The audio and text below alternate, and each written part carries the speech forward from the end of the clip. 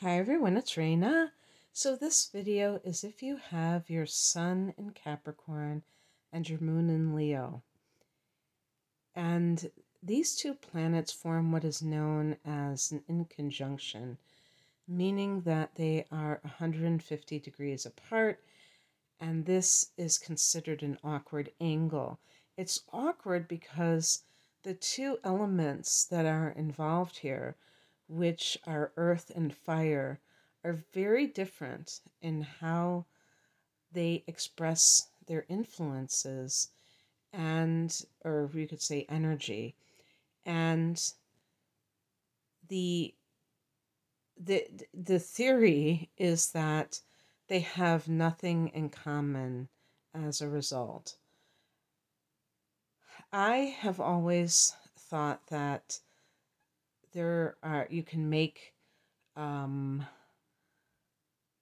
certain connections between any two signs. And I still believe that for the most part. And that would include this combination. The one thing that I think these two signs have in common is the desire for success. Now, the reasons for it and maybe the method that they use to get there might be different, but the end goal is the same. For Capricorn, the ruler of the 10th house of career, the desire for success is baked into the 10th house to begin with, but it is that desire for respectability. The 10th house is also your um, public reputation. It's your status in society. So the Capricorn person wants to attain that level so that they can be the person who is seen as the authority on something because they have worked hard for it. Maybe they studied hard and they finally have attained their goal. With Leo, there is that desire for admiration. Leo is ruled by the sun, Capricorn is ruled by Saturn. Saturn is very methodical and even plodding, meaning that they are willing to do what it takes. What's that term? Pay their dues to get to the top. The sun is, the center of existence. So Leo people want to be that center of existence. They want to have that kind of attention placed on them. And that requires that they have some kind of prominence. And that's kind of a simplistic way of explaining it, but I just wanted to, give some difference. In other words, with Leo, it's coming from this warmth that Leo radiates that can be seen in some cases as charisma and even the talent of the performer and the star, the person who comes into a room, enters a room, and people drop what they're doing because there's like that blinding light. A lot of people have said when they have met famous people that they had this aura that was shining very brightly, and that is because that person was made to attract others attention and be put in that public eye for one reason or another. So Leo does it by their um, natural inclination to be a ham, to seek attention. If you seek attention, you can gain attention. If you're kind of like shriveled up, a shrinking violet type of a person, obviously you're going to repel attention. But Leo wants attention. And so when you have a strong desiring nature, you tend to get what you want eventually. Or you die trying, I guess, if you do it in the wrong way. But at least you're trying to get there. So the sun represents the masculine, um, what we would call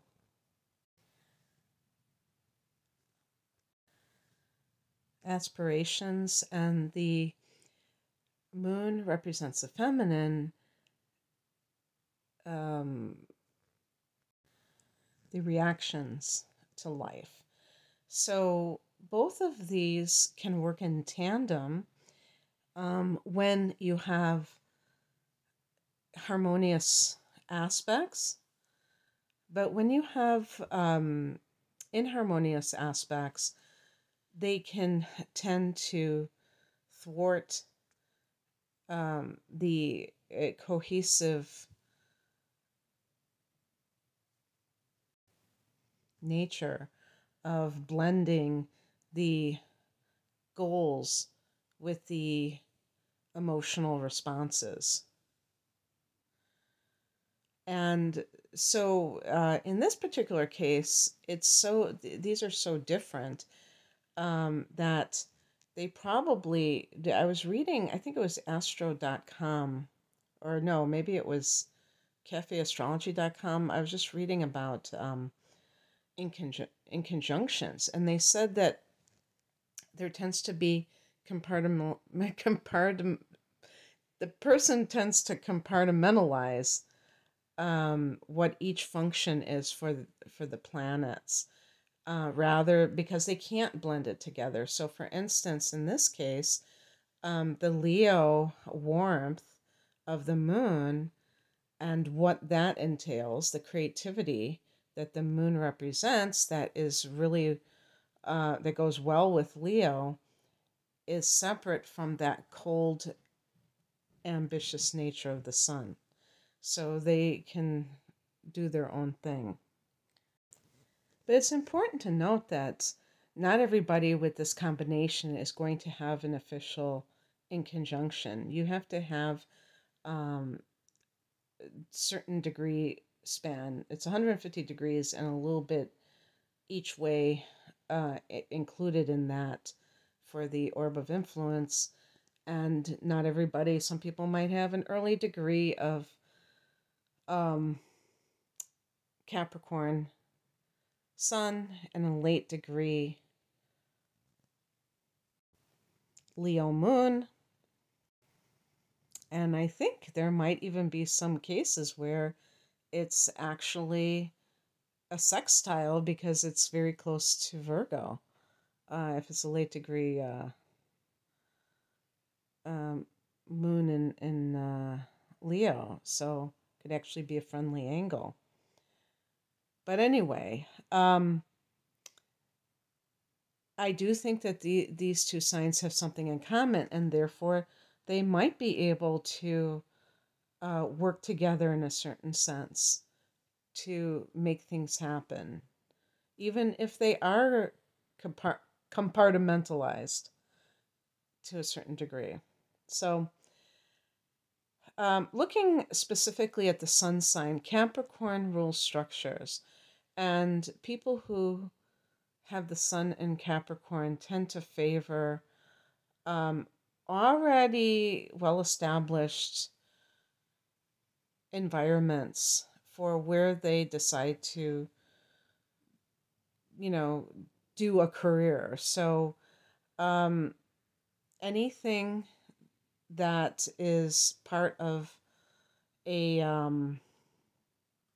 our society, whether it's a government job, the education, it's funny, I want to say educational system, the education, yeah, I don't know, that doesn't sound grammatically correct, but the educational system, anything that you can climb that ladder of success.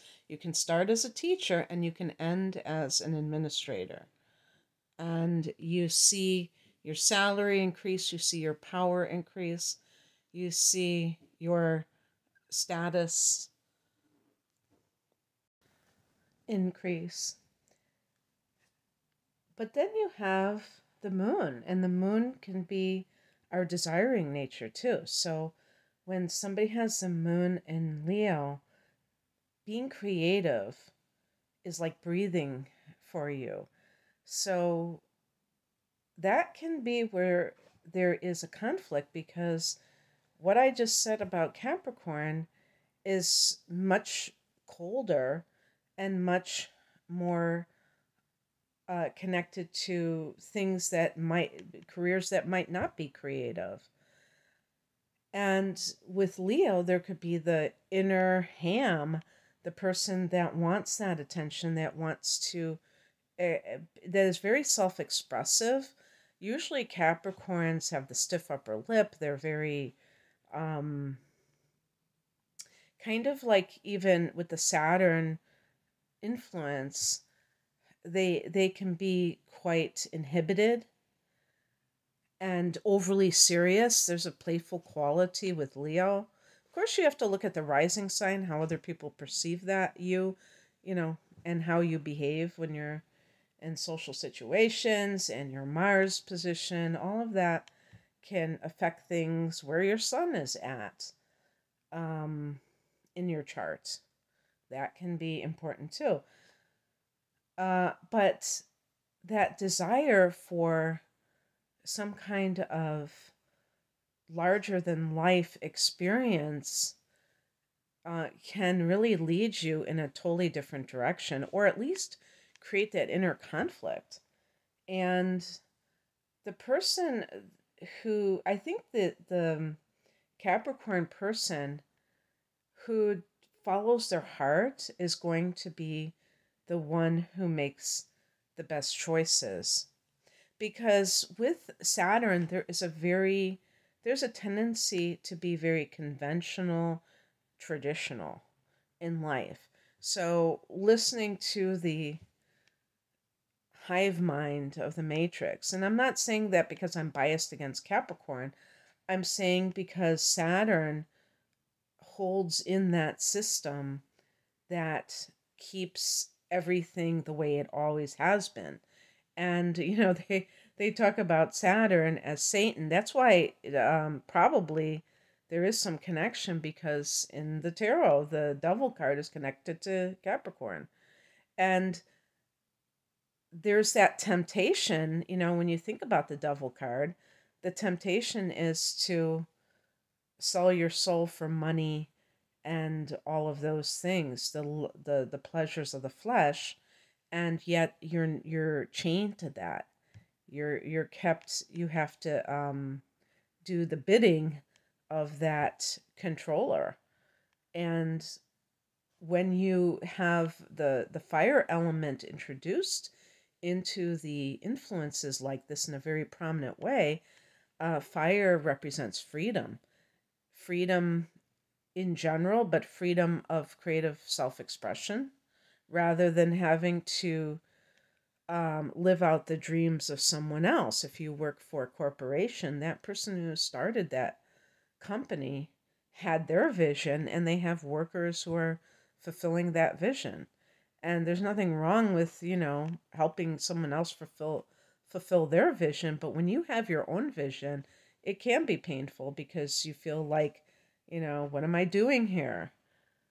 And also, I think sometimes with Capricorn, there can be this sense of duty, and the family influence may be very great. And that person may feel pressure to become what their parents wanted them to become.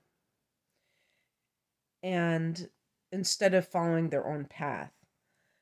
And, this is because Capricorn is very traditional, it's family oriented, and so it may have that connection to, the family business. Or if It's not just like a business that the father or grandfather started. It could be the profession that the father or grandfather started. Just like, people sometimes go to the college, university that their parent went to. And, there's nothing wrong with that if that's something that the adult child truly wants. But if they're just doing it to please the parent, it might breed inner resentment, and it's really not the authentic path of the offspring.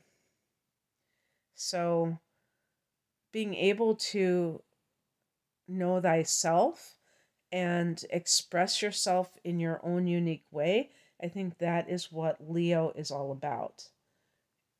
And, that's a major thrust of Leo in terms of why they are so creative. And that's what creativity is all about. I've used the example of like when you were a little kid, because I remember this happening when you're like, before you really start to write full sentences. So probably like kindergarten and first grade in particular, or even second grade. And the teacher says, okay, draw a picture. And that was part of I loved, those years when that was your assignment, was drawing a picture. And like, I'm pretty sure I would like put my arm like to block out somebody from copying me.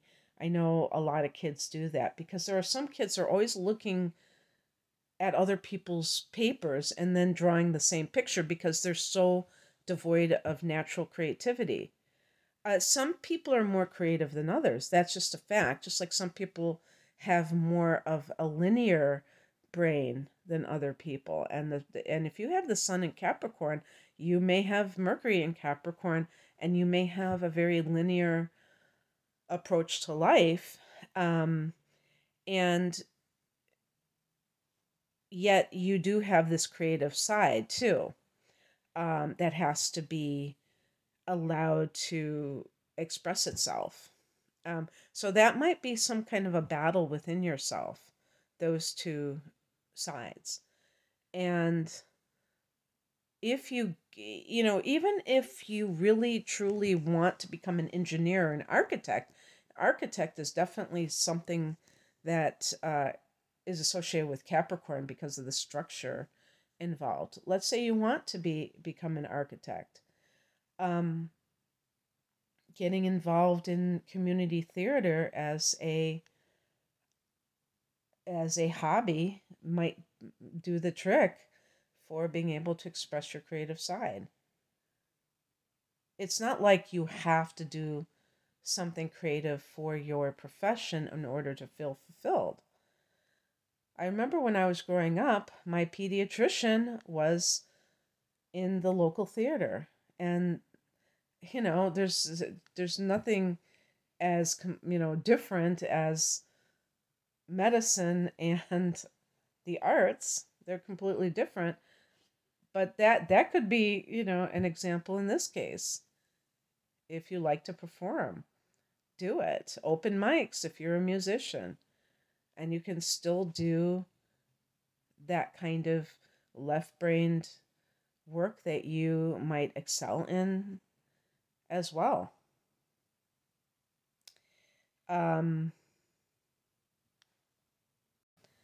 In terms of love, Capricorn is not a romantic sign, but like I said, it is a family-oriented sign. So I don't think that Capricorn people in particular are overrepresented as bachelors or single women, although you may wait to get married or to have that significant partnership perhaps later than the average person. And this would be because of your career ambitions. And there's nothing wrong with that. As a matter of fact, that can actually serve you well, because by the time you do decide to make a relationship and a possible family a priority, you will have already established yourself professionally, and perhaps you won't have to work long hours anymore. Perhaps you will have the material resources to provide for your household, and that will reduce the stress too. So, I don't think there's any real downside to waiting to, you know,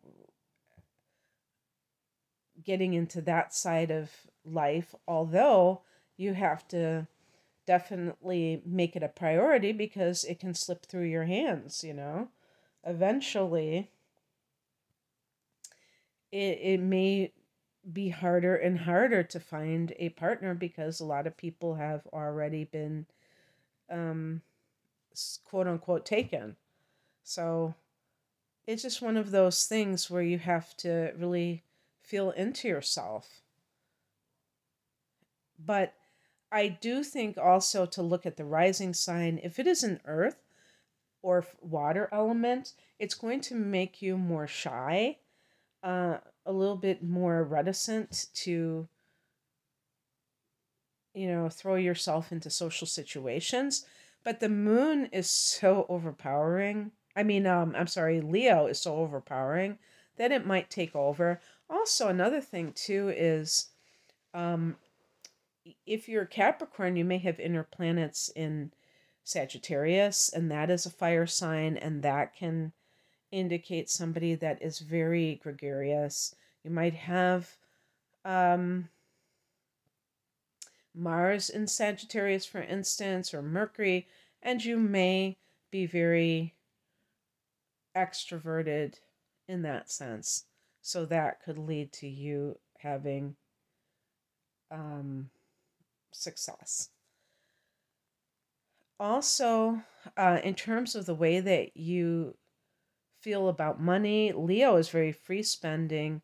Capricorn can be quite stingy. So that might be an area where you kind of are very, I was going to say bipolar, where you might go from one extreme to the other.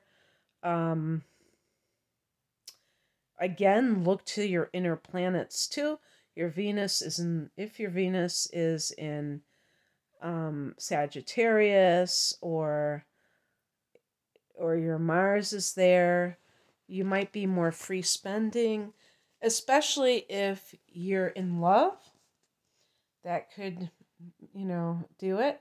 And if your rising sign is in fire element or in a sign like Libra, an air sign like Libra, or even maybe in some cases Taurus, um, you may have a desire to have nice things or to, show off what you got. Um, Leo, you might even have Leo rising. Oh my goodness, that would be something. And you want to um, advertise your financial status, then you might kind of like spend a lot of money on clothing and your possessions. You have to have the latest phone, the latest model of car. Whereas Capricorn can be quite shrewd about these things and can know that just because something is the latest model doesn't mean it's the best version of that thing. Maybe because I have Mars in Capricorn, I get that. Um, and you will see when you look at specs that sometimes um, they cheapen certain specs, and like speaking about phones in particular, so that they can give a certain price point and and then highlight something else that is more advanced, but then, so you have a better camera, but you have a crappier screen resolution or something like that. And people who are, you know, in the know, they're going to see those things. So they're not going to just be attracted to bright, shiny objects. But you could be with some of these other influences. So, anyway, I just wanted to bring that up. And I think I've covered everything. I was going to say that If you have Venus, well, this just came to me. If you have Venus in Capricorn and the Sun in Capricorn, um, and you have the Moon in Leo, you could be kind of I hesitate to use the word gold digger, but you could definitely be very concerned about your partner's status, their job title, how much they make, what kind of house they have, all these things, what kind of car they have. And that can be kind of gross if the person is very serious about this, because where does love factor into things? So, that song by Tina Turner just came into my mind. What's love got to do with it? Well, you might say, I don't care.